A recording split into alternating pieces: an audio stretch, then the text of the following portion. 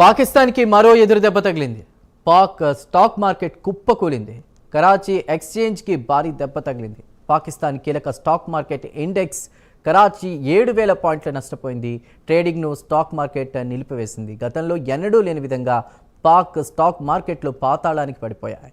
భారత దాడులతో పాక్ అతలాకుతలం అవుతోంది. దీనిపై మరిన్ని డీటెయిల్స్ మా ఇన్పుట్ ఎడిటర్ రాజేంద్ర అందిస్తారు. రాజేంద్ర,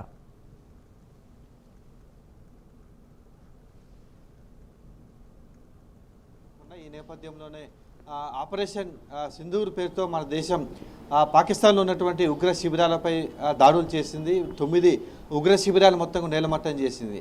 అయితే ఇప్పటికే పాక్ భారత్ మధ్య వాణిజ్యపరంగా ఆంక్షలు, అదేవిధంగా ఆర్థికపరమైన ఆంక్షలు, అదేవిధంగా వాయుపరంగా, జలపరంగా ఇప్పటికే అనేకమైన ఆంక్షలు పెట్టుకున్న నేపథ్యంలో తాజాగా ఆ దేశంలో ఆర్థిక భారం ప్రారంభమైందని మనం చెప్పవచ్చు. ప్రధానంగా స్టాక్ ఎక్స్చేంజ్ కూడా పూర్తిగా దెబ్బతిన్నదని చెప్పొచ్చు.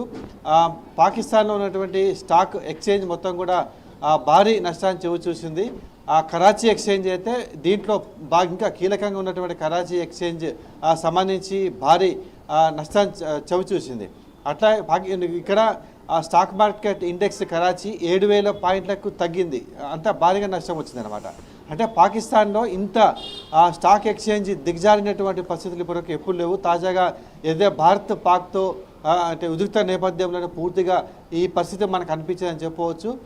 మరోవైపు చూసినట్లయితే స్టాక్ ఎక్స్చేంజ్ పరంగా కొన్ని ప్రాంతాల్లో ట్రెండింగ్ కూడా మొత్తం పూర్తిగా మూసివేసే పరిస్థితి ఏర్పడేది. ఇక్కడ పాకిస్తాన్లో కరాచీ ఎక్స్చేంజ్ అనేది చాలా కీలకంగా ఉంది. ఇక్కడ ఆ ట్రెండింగ్ పూర్తిగా దెబ్బతిన్న నేపథ్యంలో అక్కడ కూడా దీని ఎఫెక్ట్ స్టాక్ మార్కెట్ పద్ధతి మనం చెప్పవచ్చు.